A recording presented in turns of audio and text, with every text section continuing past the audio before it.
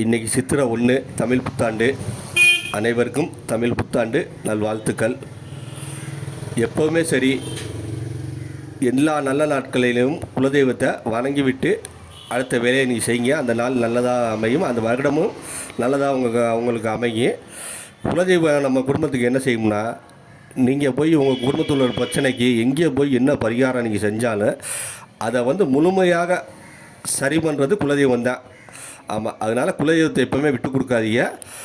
குலதெய்வம் வெளியூரில் ரொம்ப தொலைவில் உங்களுக்கு இருந்தாலும் அது போட்டோ வச்சு வணங்குங்க. கண்டிப்பாக குலதெய்வம் எல்லாத்துக்கும் நல்லதாக செய்யும். நம்பி எதையுமே மனதார எதையுமே வேண்டிக்கணும். நீங்கள் நல்லா தெரிஞ்சுக்கிறீங்க.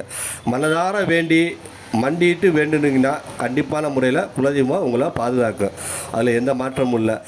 சில பேரை நான் பார்த்துருக்கேன், ரோட்டில் போகிறதே அப்படி சாமி கும்பிட்டு போவாங்க, வண்டியில் போயிலே சாமி கும்பிட்டு, அந்த மாதிரி நான் இருக்கேன். அந்த மாதிரி செய்யாமல் நல்ல முறையில் மண்ணங்கி மனதார வேண்டி வழிபடுங்க. உங்களுக்கு நல்லதே நடக்க. எல்லா நல்ல நிகழ்வுகளிலேயே குலதெய்வத்தை வணங்கி விட்டு அந்த நிகழ்ச்சி ஆரம்பிங்க. ஆமாம், உங்களுக்கு எந்த ஒரு பிரச்சனையாக இருந்தாலும் சரி, என்ன குடும்பத்தில் என்ன ஒரு இப்போ அது என்ன எப்படி சொல்கிறோம், குடும்பத்தில் என்ன ஒரு கெட்ட விஷயமாக நடந்தாலும் சரி, நீங்கள் போய் எங்கேயும் பரிகாரம் பண்ணாலும் அதையே உங்கள் குலதெய்வம் தான் சரி பண்ணி கொடுக்கும். அதனால் குலதெய்வத்தை எப்போவுமே விட்டு கொடுக்காதீங்க. குலதெய்வத்தை வணங்கிட்டு உங்களோட விசேஷங்களை ஆரம்பிங்க. உங்களுக்கு நல்லதே நடக்க. அனைவருக்கும் மறுபடியும் தமிழ் புத்தாண்டு நாள் வாழ்த்துக்கள்.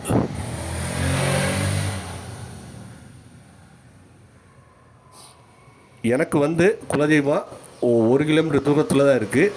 10 நிமிஷத்தில் நான் போயிடுவேன். அந்தளவில் நான் சந்தோஷமாக இருக்கேன். எந்த ஒரு விசேஷமாக இருந்தாலும் சரி, குலதெய்வத்தை வணங்கிட்டு தான் நான் அடுத்த அந்த நிகழ்ச்சியை அந்த விசேஷங்களை செய்ய ஆரம்பிப்பேன். அதனால் எனக்கு இது வரைக்கும் எந்த கெட்டதும் நடந்ததாக இல்லை. நாளுக்கு நாள் எனக்கு முன்னேற்றம் தான் அடைஞ்சிருக்கு. எல்லா நாளும் ஒவ்வொரு நாளும் நான் கஷ்டப்பட்டு குடும்பத்தில் வந்தவன் தான். எனக்கு ஒவ்வொரு நாளும் ஒரு முன்னேற்றமாக தான் இருக்குது. எந்த குறைபாடு இல்லை. நான் ஃபஸ்ட்டு இருந்ததுக்கு இப்போ நினச்சி பார்த்தோம்னா நல்லா நான் முன்னேற்றத்தில் தான் இருக்கேன். அதனால் குலதெய்வத்தை கண்டிப்பாக வணங்குங்க. நீங்கள் எவ்வளோக்கு மனதாக மண்டிட்டு வணங்குறீங்களோ அவ்வளோக்கெல்லாம் உங்களுக்கு நல்லதே நடக்கும். குலதெய்வம் வணக்கம்.